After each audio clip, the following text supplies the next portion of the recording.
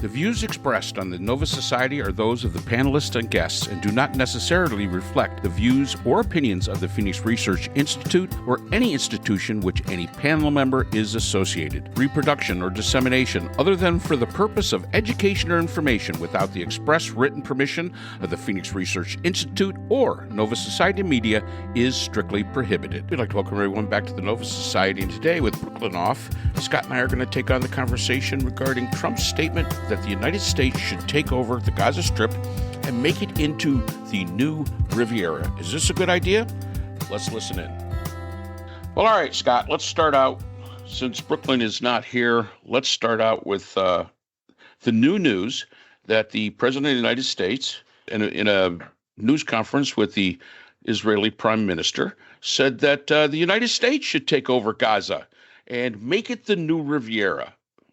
Or Atlantic City. Or Atlantic City, yeah. I mean, yeah, he was so successful there. Yeah, he did such a great job with Atlantic City that he's looking at this as another chance to make right. Yeah. It's an incredibly stupid idea. Obviously, it could never happen. Somebody would have to. I mean, could Marco Rubio talk sense into this guy? We need to learn the lessons of the past, and the lessons of the past that apply here, I believe, would begin with Ronald Reagan putting Marines into Beirut to take over that situation there, which was another deeply entrenched conflict between peoples thinking that they own that land.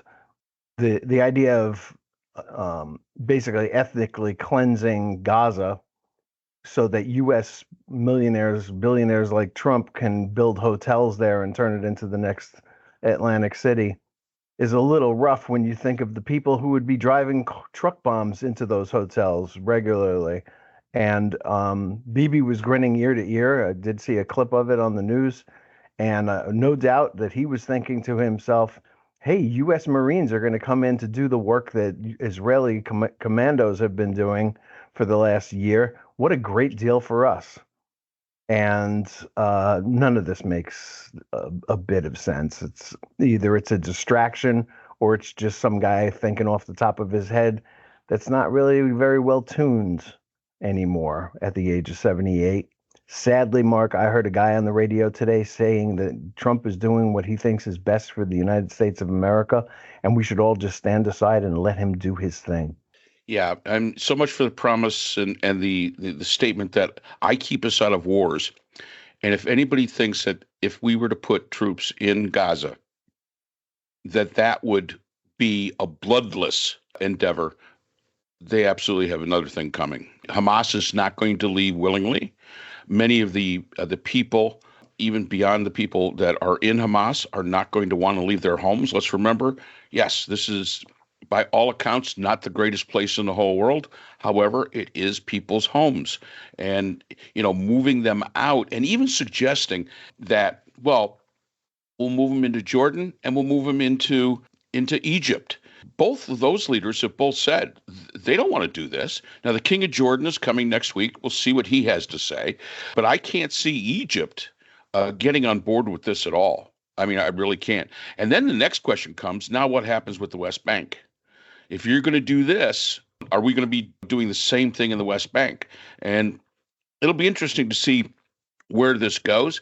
And this is kind of almost back to colonialism.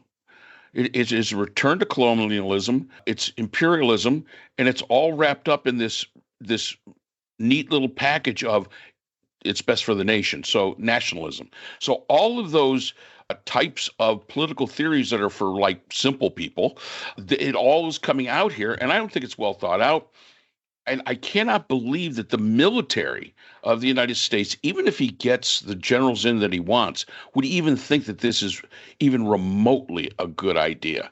And like you said, yeah, once you get it built, it's going to be one of those things where you're going to have a lot of, you're right, car bombs, and this is going to be a hot spot terrorist area, and that's all there is to it. The mistake that Trump's analysis is making here is that these people don't want homes. They want homes there. That's what they want. And really, if you ask them, they want the whole thing from Gaza all the way up through Haifa. And they want all of Israel. They don't want to move to Suez. They don't want to move into the Sinai Desert. They don't want to move, to New York City or wherever. They've been fighting for this for 100 years, and this is what they want. And the idea that you can come in and say, it's not a nice place to live. You should want to live somewhere else. Well, they've made it clear, I think, that they're willing to make the sacrifices and sacrifice other people's lives to live where they want, where they think, they want to live, where they think they deserve to live, and they're not giving that up. And I read an interview, because it's not just here. I read an interview with the new Syrian president yesterday in The Economist, and he's got a problem right now because he's put a faction together in Syria that may lead to some peace in Syria, which would be a great thing. But the one group that's not joining him is the Kurds, and the Kurds have a sizable chunk of Syria that they control right now that has like all the good stuff that you would want in Syria, all the oil wells, the reservoirs that feed the rest of the country are all there, and the Kurds want that.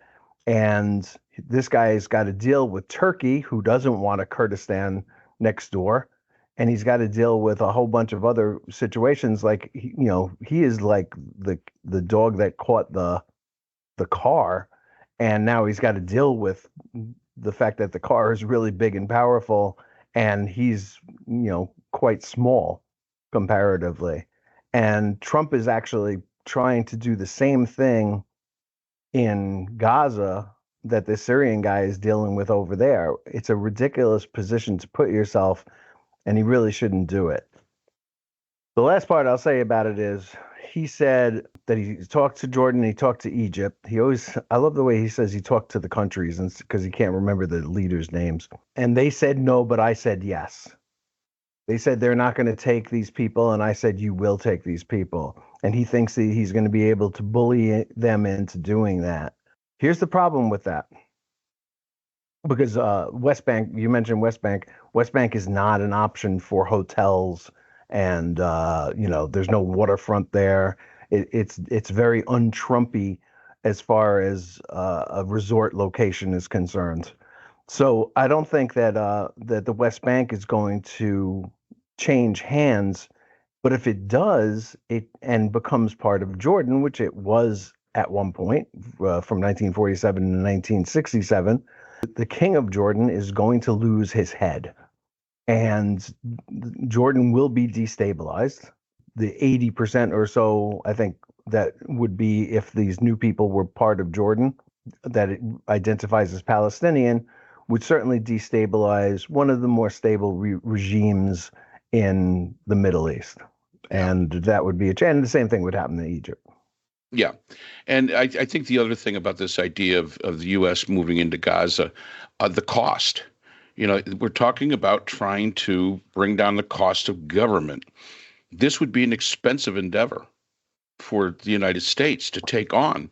And as you say, we have to ask ourselves, what would be the benefit to the United States if this was to happen? You could make the argument that it would bring more security to Israel, but you're not going to change the Gaza Strip into a peaceful parcel of land. It's just not going to happen unless you're going to wall it in. So it's poorly thought out. As you say, these other countries are not going to go for it.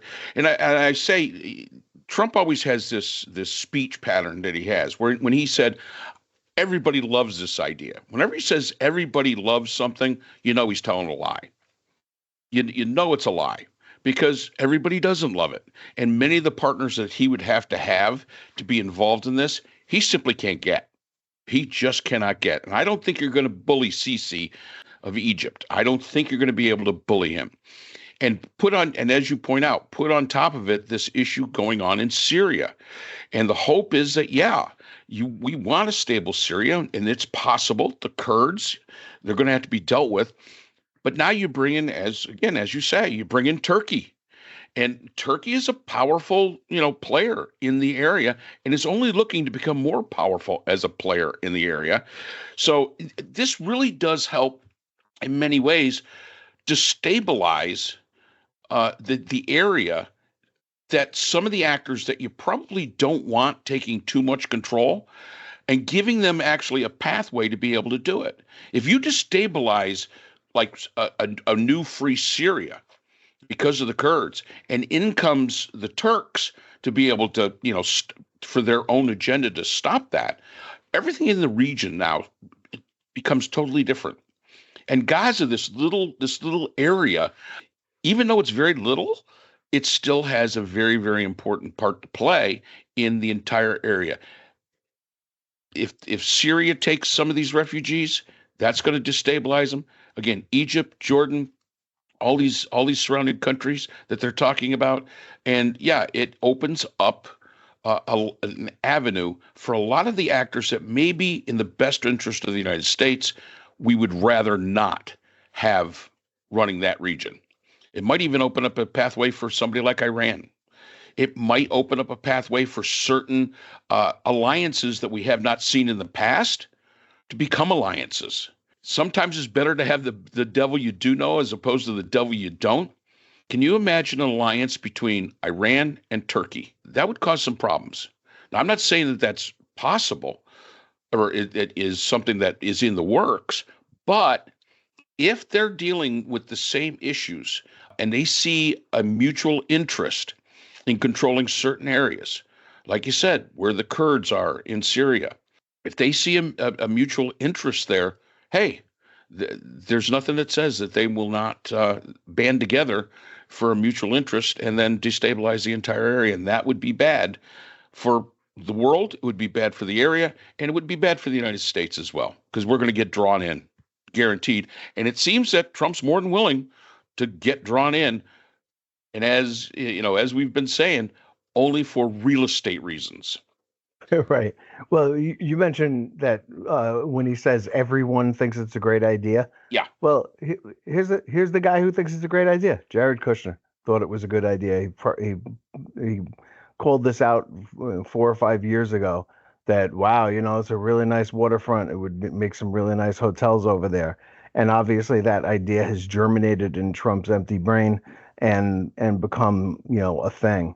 The Wall Street Journal actually also had a headline about something similar to this about a year ago, I think. And they also didn't take into account what would the consequences be of the United States replacing Israel in their pursuit of this particular land. It would be, devastating war that would make Iraq in 2006, 2007 look like a picnic. Yeah. Yeah. And like you said, if Trump says that everybody loves this idea, well, Donnie, you got two people right here who think this is the dumbest idea that there is. So you can't say everyone. You might be able to say, well, most people that, follow you. But in the reality is that right here, you have two people who really think this is a damn stupid idea. So that'll be it for that. The Nova Society is a production of Nova Society Media, a division of the Phoenix Research Institute. We'd like to thank our production partners, Buzzsprout, who hosts the Nova Society, Audacity, our editing partners, Apple iTunes, the largest source of podcasts and music on the internet, Spotify, the most popular platform for the Nova Society, and iHeartRadio, your source for all things music and podcasting. The Nova Society is available on all of these and other quality platforms listed in our description. We'd also like to thank all of our listeners. Without your support, the Nova Society would not be possible. If you have a question or a comment, we can be reached at nova.society.podcast@gmail.com. So for Dr. Brooklynn Van Weldon, Dr. Priscilla Hobbs, Dr. Scott Gershwer, and all of us here at the Nova Society, I'm Dr. Mark Bound. Remember, the true power in society is knowledge. Thanks for listening, and we will see you again next time. We'd like to thank our sponsor for this episode, the Phoenix Research Group, an independent research consortium offering social-political issue solutions to NGOs and international government agencies through multidisciplinary, nonpartisan, and unbiased research. The Phoenix Research Group is a division of the Phoenix Research Institute, the producer of the Nova Society podcast.